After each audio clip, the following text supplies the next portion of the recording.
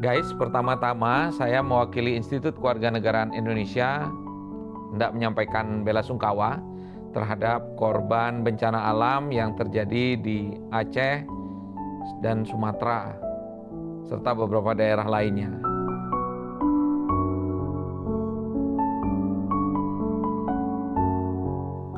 Kali ini kita akan membahas soal bencana banjir ini ya. Apakah banjir ini semata-mata karena persoalan alam saja atau juga ada aspek-aspek manusia di dalamnya? Nah, kalau kita lihat banjir di Aceh dan Sumatera Utara, Sumatera Barat 2025 ini sebenarnya bukan semata-mata persoalan cuaca buruk. Itu sudah pasti kalau kita lihat bentuk banjirnya seperti itu, banyak sekali ada kayu-kayu gelondongan di situ ya, sesuatu yang sangat mustahil terjadi apabila hutan di daerah asalnya itu kalau masih lestari maka itu tidak akan terjadi seperti itu. Karena kalau kita lihat di televisi, kayu-kayu yang hanyut itu bukan kayu-kayu yang berisi daun-daun, tapi kayu-kayu yang sudah terpotong dan kering. Nah ini kan artinya ada aspek manusia di situ. Tapi memang pertama-tama memang ada perubahan iklim, yaitu akan selalu soal siklon tropis, kemudian memang sekarang kita punya curah hujan yang ekstrim ya, yaitu memang faktor alam yang apa adanya.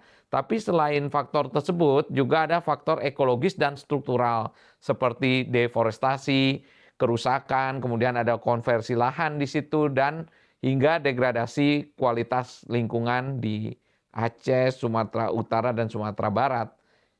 Yang beberapa waktu yang lalu sebenarnya pernah diangkat oleh seorang jurnalis asing atau siapa ya waktu itu saya agak lupa yang sempat mewawancarai Menteri Kehutanan saat itu. Nah itu saat itu juga sudah diungkap sebenarnya bagaimana kerusakan alam itu terjadi dan bisa mendatangkan bencana. Ya hari ini kita menyaksikan banyak sekali saudara-saudara kita yang menjadi korban. Kalau kita update per tanggal 7 Desember, itu ada yang meninggal 921 orang, ada 392 orang hilang kontak, kemudian ada 975-79 orang sekarang saat ini sedang dalam pengungsian.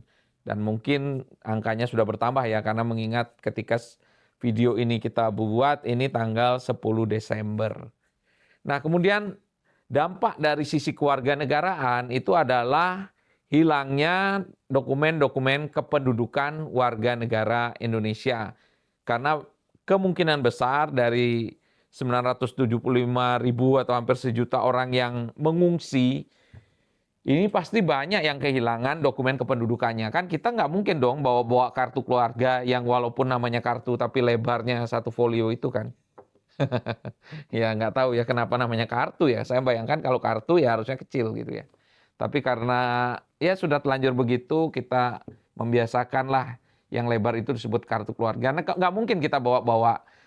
KTP mungkin ada di dompet ya ketika itu, tapi belum tentu juga sempat dibawa. Ya namanya orang lagi di rumah, tidak tahu apa-apa, tiba-tiba banjir bandang seperti itu, ya kemungkinan banyak dokumen-dokumen kependudukan dari warga di Aceh, Sumatera Barat, dan Sumatera Utara itu yang hilang.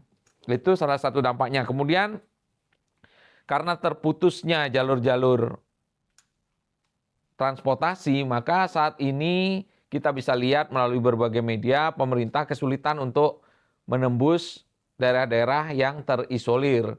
Demikian juga dengan para relawan, organisasi-organisasi yang menyalurkan bantuan. Tentu mereka akan sulit menembus hingga ke bagian yang paling jauh gitu ya. Karena pasti dibutuhkan misalnya sempat beberapa waktu yang lalu yang sempat heboh itu kan bantuan dari helikopter kok dibuang-buang, ya memang kondisinya seperti itu gitu ya. Menyalurkan bantuan ke daerah bencana yang terdalam, terjauh, yang paling putus jalur-jalur distribusinya itu memang mau nggak mau menggunakan helikopter dan tidak mungkin bantuan itu diturunkan satu persatu seperti yang diharapkan. Ya itulah kondisi bencana ya, kondisi kedaruratan. Semoga bisa segera diatasi oleh pemerintah. Nah kemudian selain itu juga soal kesehatan, pendidikan, kemudian perlindungan hukum. Nah ini kan juga akan terus berusaha dipulihkan oleh pemerintah gitu ya. Kalau kita lihat kemarin misalnya Mas Wapres sudah memberikan bantuan berupa mainan untuk anak-anak, itu penting loh. Ada mungkin orang yang merasa kenapa harus diberi mainan, kenapa bukan makanan. Ya makanan tentu itu adalah bantuan-bantuan yang tahap awal, tahap 1, tahap dasar. Kemudian ada juga yang memberikan bantuan berupa pakaian, alas tidur. Kemudian saya lihat juga ada orang-orang yang mengumpulkan sabun-sabun cuci, sikat gigi dan sebagainya, juga ada yang menyalurkan seperti itu. Nah, mainan juga penting. Kenapa? Karena anak-anak juga mereka satu di pengungsian, tidak sekolah, tidak punya kegiatan, tidak banyak kegiatan, ya mereka perlulah mainan-mainan untuk meredakan trauma mereka terhadap banjir. Saya sempat lihat ada satu video seorang anak diseberangkan oleh petugas gitu ya, melintasi sungai yang masih sangat deras airnya dan dia berteriak-teriak sangat ketakutan. Nah, itu terlihat bahwa anak-anak ini sangat trauma terhadap bencana dan apalagi tinggal di pengungsian itu secara mental itu sangat perlu diperbaiki, sangat perlu dirawat. Makanya biasanya kalau ada bencana, biasanya didatangkan juga mahasiswa psikologi atau psikolog-psikolog yang sudah berpengalaman untuk menangani, salah satunya adalah untuk anak-anak ini. Itu. Dan masyarakat pada umumnya, karena semua pasti mengalami trauma, ya kena mental gitu ya. Dan kemudian bagaimana sebenarnya kita sebagai warga negara dapat mencegah kejadian seperti ini ke depannya. Tidak hanya sebagai warga negara ya, karena ini tanggung jawab semua. Kita tidak bisa juga melimpahkan semua kesalahan kepada pemerintah, karena ada andil warga negara di dalamnya. Contohnya, kita apakah masih membuang sampah sembarangan ke sungai, ke got, atau ke tempat-tempat yang tidak seharusnya. Nah ini kan juga salah satu yang bisa menyebabkan banjir. Kemudian apakah kita selalu mentolerir penebangan hutan secara liar? Itu hal yang lain. Kemudian untuk di sisi pemerintah, apakah regulasinya sudah cukup ketat agar tidak terjadi penebangan hutan yang membabi buta atau orang-orang yang mengkonversi lahan dan melanggar batas-batas yang seharusnya. Bagaimana penegakan hukumnya dan sebagainya. Nah ini kan sebenarnya tanggung jawab kita bersama. Ada satu sisi tanggung jawab negara, dalam hal ini pemerintah, untuk melindungi segenap bangsa Indonesia kalau orangnya, tumpah darah Indonesia untuk alamnya. Pemerintah harus punya tanggung jawab ekologis terhadap negara ini. Salah satunya dengan melindungi hutan-hutan kita dari para pembalak liar, baik berupa orang per orang hingga korporasi besar.